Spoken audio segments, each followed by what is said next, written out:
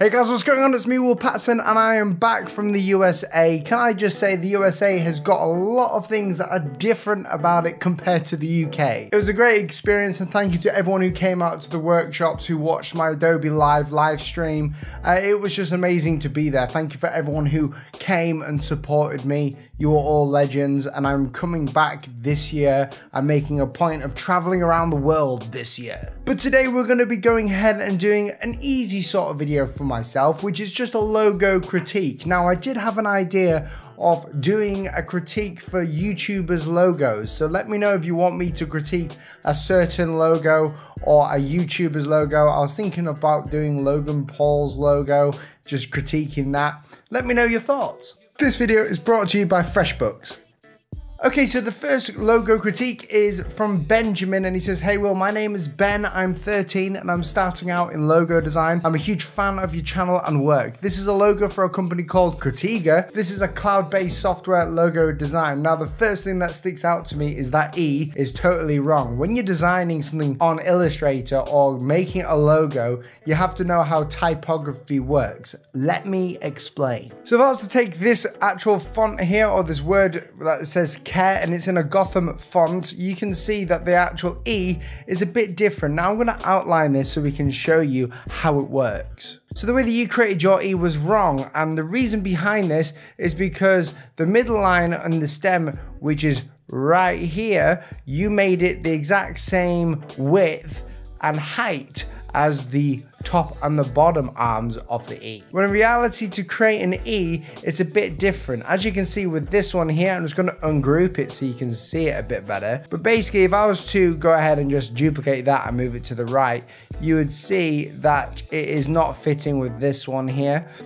Because you need to make it smaller or thinner because of the illusion of type. But also, I can't just drag this down and then drag this down again. You have to make sure that when you're creating an E, that this middle arm here is actually smaller than the top and bottom as well, but also it doesn't come out all the way to the end. The way that type works is a lot different to what people expect, and especially this, people don't realize by the bottom of the E, it's actually slightly larger and thicker in some cases than the top of the E, and this is another one of those optical illusions that you need to have when you're coming up with type in your logo design. So what does this mean for your logo? Well, as you can see, you've got the whole logo type going on here, and you've shown me your works within the golden ratio. That doesn't really matter to me. What matters to me is this logo. Now, what I would do if I was you, if I was to create an E, I would obviously go ahead and start off with a path, because that's what you've started off with. And just to make it easier, I'm just gonna make the path rounder. I'm then gonna go ahead and create something like this. I'm going to get rid of my fill. Now, the one in the middle, I'm going to just add two here. I'm not going to put it directly in the middle, but just to show you in this case, what I would do is I would make sure that the E, this part here, the handle, is not exactly where these paths line up. It has to have a bit of compensation, a bit further back for it to look like an E. Otherwise, it looks kind of strange when it's out there and it looks too thick, it looks too wide. So that's why we push the E back. But I would also go ahead and thin it out by a point just to make it look okay. I will thin out all this if I could, but I can't. So I do like the logo. It looks cool. You've got a cloud in there. It would have been nice to see a C in the cloud or something, because it is Cortega or Cortega. I'm not sure how to pronounce it. You've got a few little typographic things in there that you need to change, such as the G. It's a perfect circle, and if you haven't seen my Google video, you'll see that the perfect circle G just does not work, because the way that a G is made is not in a perfect circle, so it looks like a perfect circle. I'll link the video down in the description below. But I do like the concept of it. You've got a few kerning issues here as well. The G needs to move over a little bit towards the E, otherwise it looks like Cortega. So this actual grid system here, although it looks cool, it just does not work, and you need to make sure that type is used in the exact same way that type is made, not as an icon. Typography cannot really be made with the golden ratio in this sort of way. It can only, and this isn't even the golden ratio, this is the golden rectangle, so it's even more difficult. Anyway, I think I've talked to you enough about your logo. Good job. I'm going to move on to the next one. So this next one's from Chris, and he is 15 and his dream is to become a graphic designer, and here is his personal logo that he has created for me to critique. So let's have a little look. Okay, you got your logo there in a little background texture, which looks cool. This is what I'm all about right here. So this logo is supposed to be a C and a D for Chris Designs. And I think I like this logo a lot because it's a chain. Now, the only thing that I do not like about this is that it's not carrying on.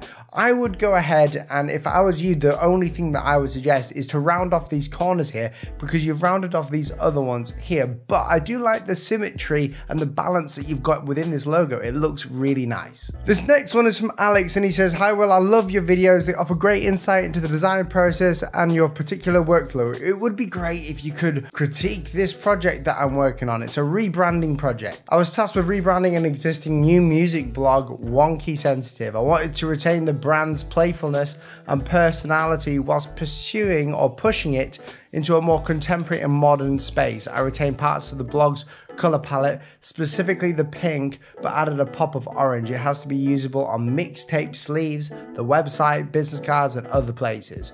Would love to know what you think. Here's a link to the Behance branding rundown for it." Okay, so let's have a look. We're gonna have a look here. Wonky Sensitive. Okay, so the first thing that I'm trying to work out here is why the logo looks like a piece of, like, you know, wrapping paper for bubblegum. I mean, I love the color palette that you've got here. It does look very modern and artsy in itself, which is cool for a music brand, but I'm not sure if the logo is something that I would use. To me, I like the colors, and the way that you've got Wonky Sensitive here in the middle looks okay. The black is way too much on sensitive. I would get that into the same color as the boarding box here, but the logo is slightly confusing me. I know it's supposed to be kind of like a W, and I know it's supposed to be very literal, but it's not something that I would have as a logo if I was this company. And I know I haven't done my research into this, but it's not something that I would have. My main issue is that it's way too abstract. I mean, it can work, but it's outlined as well. And I've got this pet peeve with the outline logos because they just tend to not work as well as, like, you know, a logo that is statued and there and blocky and it just works. I think you've put a lot of thought into this, but I think you can change a lot of it, such as the outlineness of it. I would change that into a full color logo, so it's not just like a line in a wrapping paper. We've got to think small. Think small when it comes to logos. I mean, it looks cool, it looks edgy, but it's not something that I would have on my logo. I like the color palette that you've got, and the actual portfolio project here is really nicely put together and it looks great. And I mean, if you can sell this to the client, great, but it's not something that I would be satisfied with if I was getting this as a logo. I hope that makes sense, but I love the concept of it, the fact that you've got the wonkiness in there. I don't know what the old logo is or the old color scheme is. I think you've done a great choice in that. I would just revisit the way that you colored the logo and the sharpness of it. And that is all that I'm going to critique today, but I just wanted to say something about the logo critiquing series because I haven't been on the channel as much because I was ill, then I was in America, and then I've got client work coming out my ears.